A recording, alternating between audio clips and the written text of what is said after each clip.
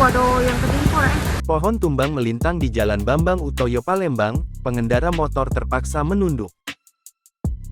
Sebuah pohon tumbang di Simpang Kandang Kawat Kecamatan Ilir Timur 2 Palembang akibat hujan deras disertai angin kencang, Kamis tanggal 8 Desember tahun 2022 malam.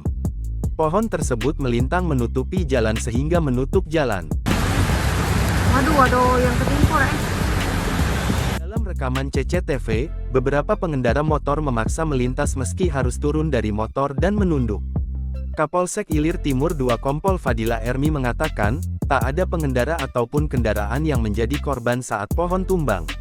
Saat ini anggotanya di lapangan tengah mengatur lalu lintas sembari menunggu mobil dinas Perkim akan melakukan evakuasi. Ia mengimbau agar masyarakat yang hendak melintas di jalan